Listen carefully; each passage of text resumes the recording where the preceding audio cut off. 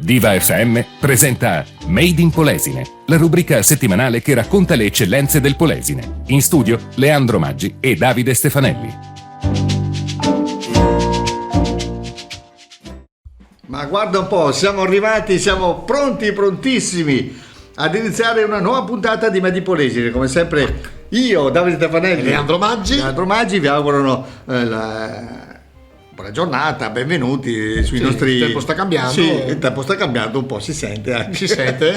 Però siamo ancora sbracciati, no? Tu sei già autunnale. Ma io sono sempre così. Nei colori, nelle maniche. Sì, vabbè, che i colori sì, però dai, effettivamente io sono sempre così anche durante il periodo estivo, perché la camicia mi piace. Sì, perché poi dopo vuoi fare il figo, vabbè. Ma questa è un'altra storia.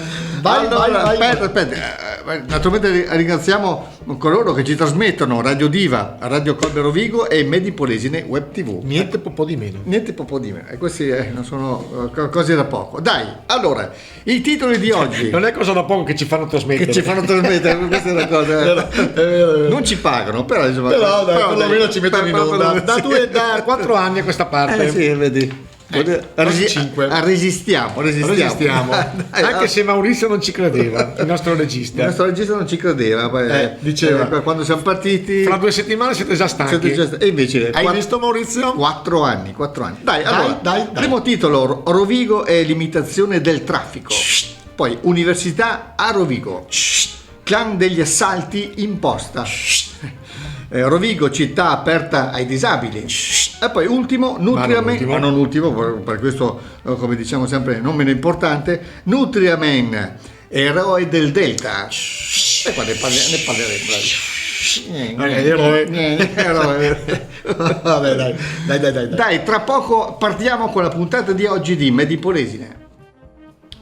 Eccoci qua, allora pronti per iniziare il nostro primo titolo di oggi di Made in Polesine. Parliamo di Rovigo e limitazione del traffico, quindi questa è veramente una pecca, insomma, per chi ha soprattutto perché c'è la macchina vecchiotta. Ecco, sì. Allora, che dire, Rovigo si scopre essere una città inquinatissima che ha bisogno addirittura di bloccare il mondo, perché addirittura verranno bloccate le macchine Euro 3. Tanto per dire, una macchina Euro 3 ha 10 anni di vita, più tu che sei del settore. Noi Euro 3 ce lo dimentichiamo. Anche due. Allora, praticamente a Rovigo dal 1 ottobre, quindi da martedì, fino al 31 marzo 2020 ci sarà il livello rosso per le moto a 2 tempi Euro 0 a benzina e diesel Euro 1, 2, 3, 4 e diesel e i furgoni 0, 1, 2, 3 e 4. Potrebbe essere una cosa buona e giusta, sì. Però ricordiamo che cambiare la macchina non è poi così semplice. A quel di Baiocco certo, sì. Ci vogliono i soldini. Poi dopo c'è un ulteriore, però è via libera se si viaggia in 3.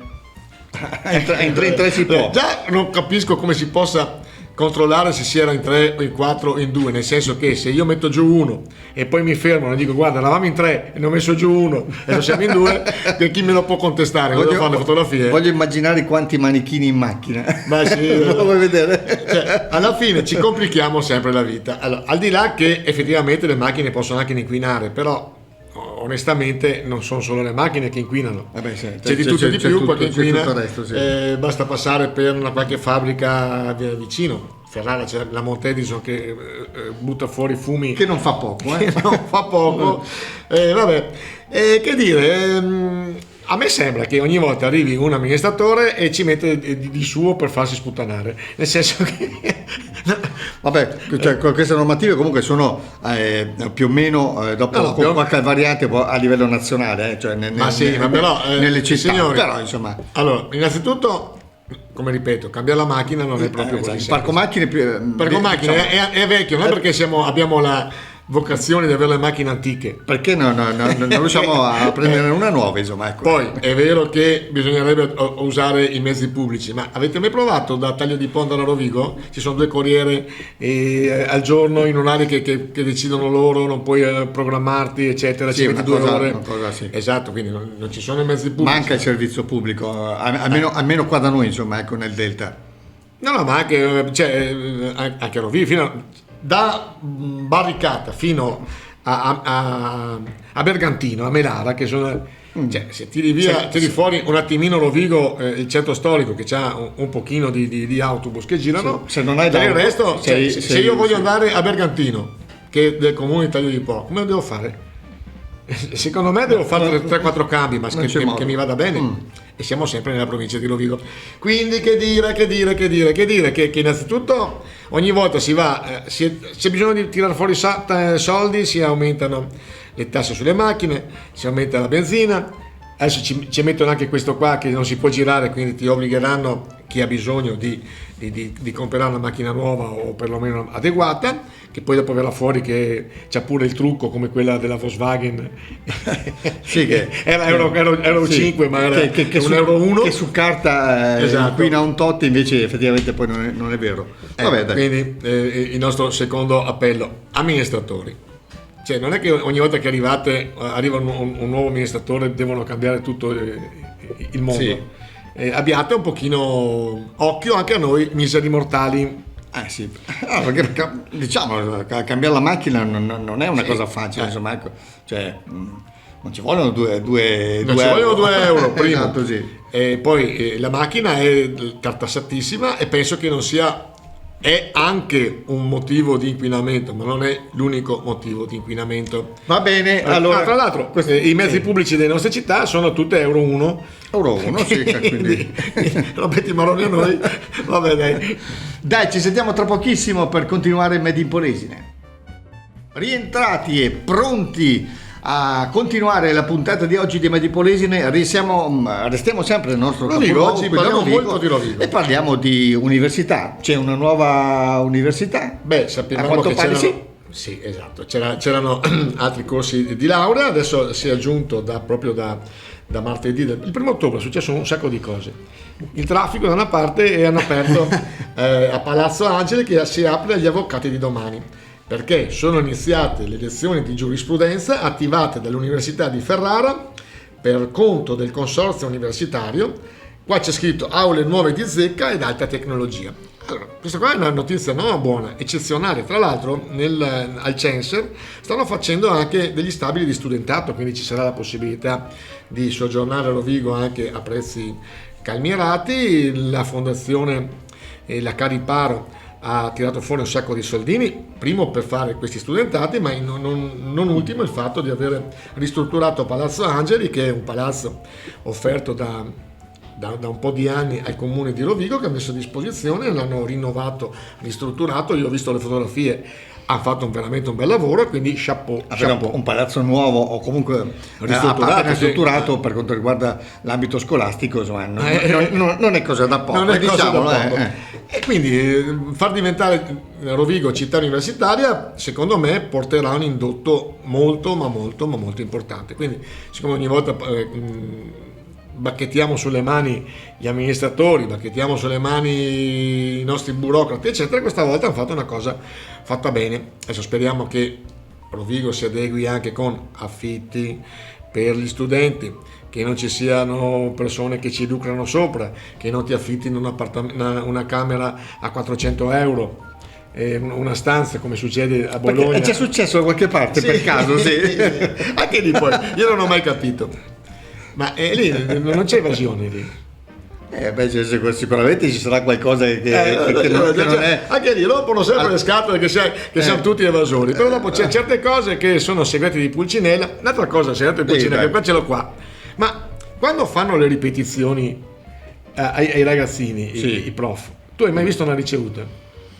No, ma no, dicono che ne fanno una alla fine. No, secondo me, io tra l'altro che ero anche uno zuccone, che andavo già ai miei anni a ripetizione, non ho mai visto una ricevuta. Vabbè, no, siccome poi dopo sembra che tutti siano perfetti e siano solo i commercianti e gli artigiani che sono ladri, ce l'abbiamo nel nostro DNA di essere un pochino birichini. Non solleviamo altre cose che poi dopo si arrabbiano con noi. Sì, esatto, no, sì. Questo qua è un fatto, è un dato di fatto che mi piaceva sottolineare. Va bene, abbiamo finito questo. Perché mi vuoi far tacere? No, non ti voglio far tacere, cioè, sì. So che siamo andati un po' fuori tema, ecco, se vogliamo. Va bene? Vabbè. Ci sentiamo tra poco. Che bello, oggi siamo veramente felici e contenti, anche perché stiamo, diciamo, mettendo in piedi una puntata molto, molto importante, molto ricca, se vogliamo, anche se il prossimo titolo è qualcosa di diciamo di non positivo, perché qua parliamo dei clan degli assalti in posta. Parliamo del clan degli assalti in posta perché fortunatamente Sì.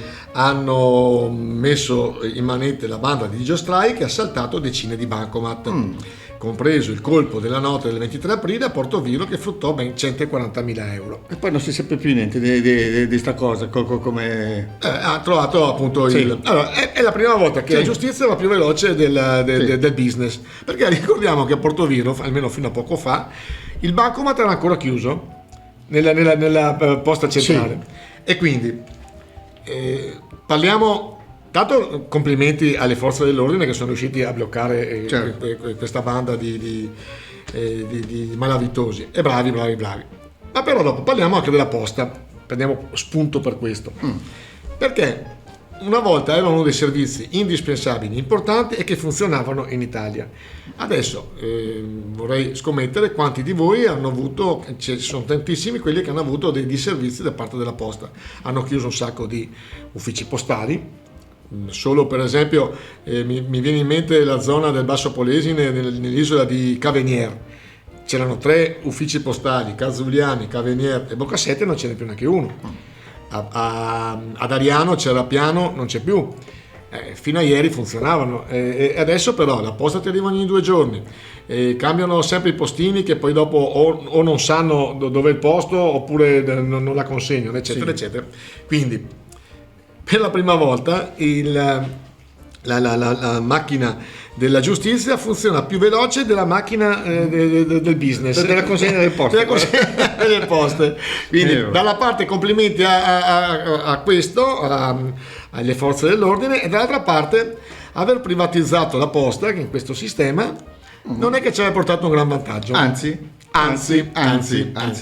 Per fortuna ci sono le mail, le PEC e altre cose. Vabbè. Per fortuna, dai. Va bene, allora adesso noi ci assentiamo per una brevissima pausa. Torniamo. faccio l'ultima domanda. Dimmi. Quanto tempo è che non vedi più una cartolina? Una cartolina, è vero, cioè, ma è una cosa Del passato remoto. anni, perché Che poi veramente una una volta- cosa- la cartolina è un pezzo d'antiquariato Una ormai. volta poi la cartolina serviva per far vedere e far agli altri logorarsi perché eri andato, non so, alle Seychelles, alle Barbados, dove vuoi tu, mandavi la cartolina, carta accanto a Villandorme. Vabbè, adesso se puoi fare con- posti su Facebook qualcosa, insomma, lo vedono ma però tutti puoi quanti. andare in uno studio fotografico che con Photoshop ti mettono te che eri magari a Boccasette e ti mettono dietro le palme di Tu ne sai qualcosa di photoshoppare. Sì. Dai, ci sentiamo tra poco. Siamo sempre noi, quelli di Made in Polesine, tutte le settimane su Diva FM, Radio Colbero Rovigo e Made in Polesine Web TV.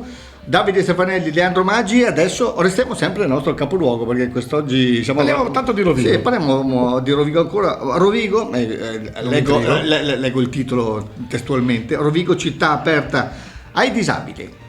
Perché è passato in commissione il piano per eliminare le barriere architettoniche con un investimento da 1 milione di euro e interventi nell'arco di 10 anni.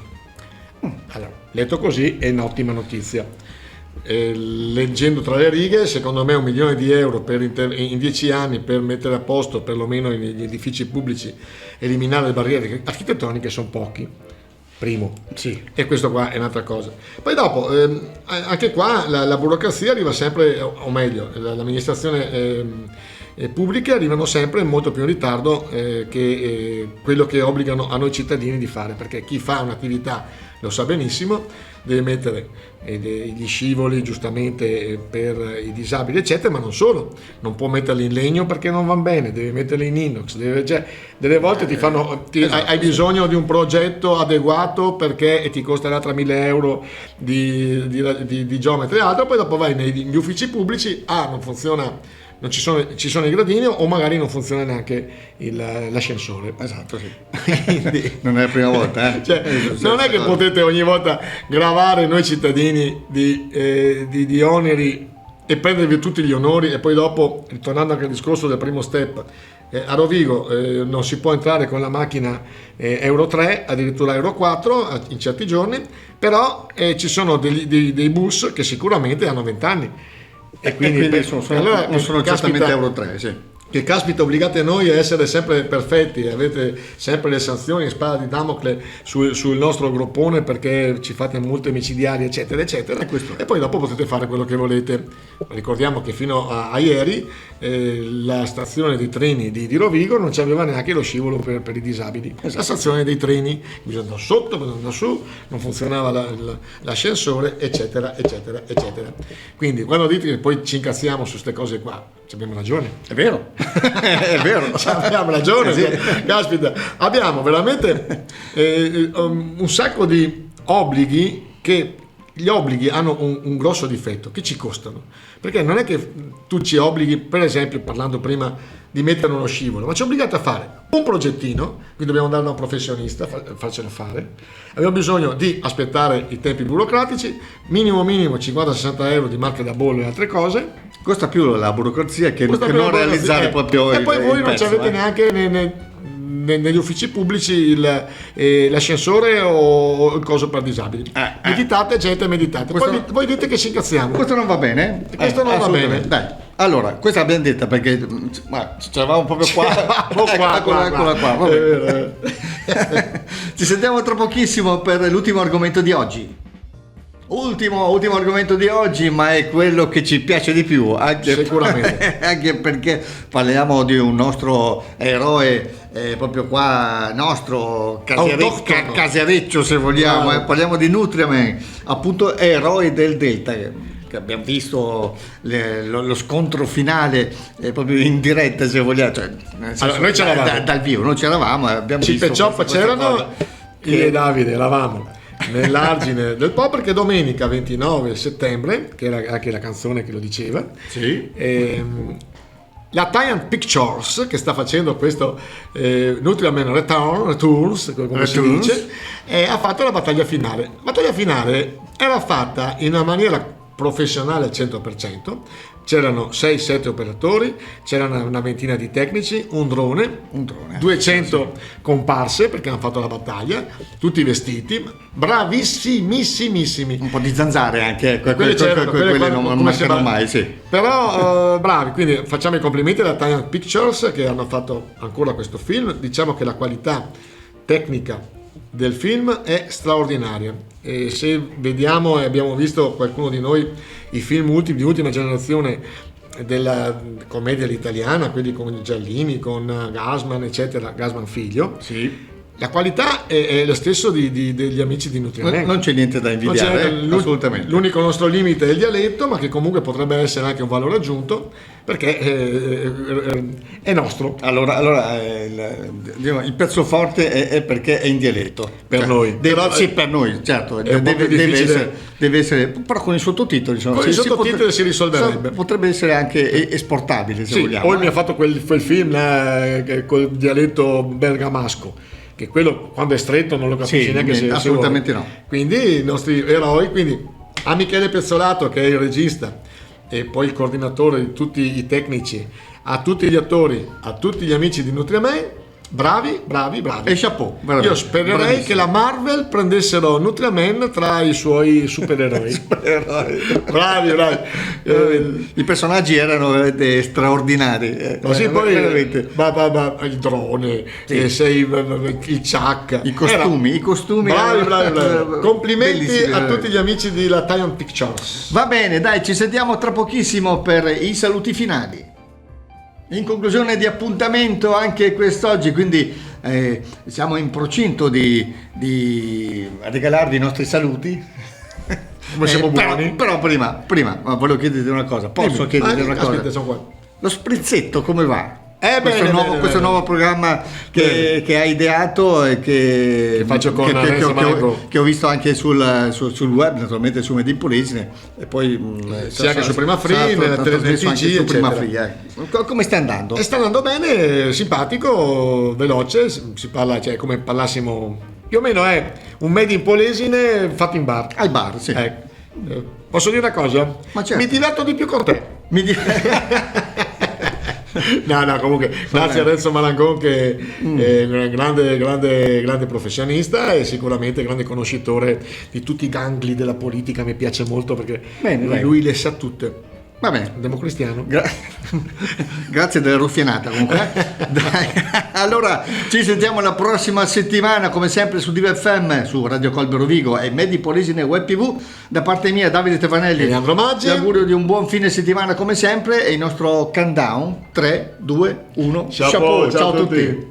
Diva FM presenta Made in Polesine, la rubrica settimanale che racconta le eccellenze del Polesine. In studio Leandro Maggi e Davide Stefanelli.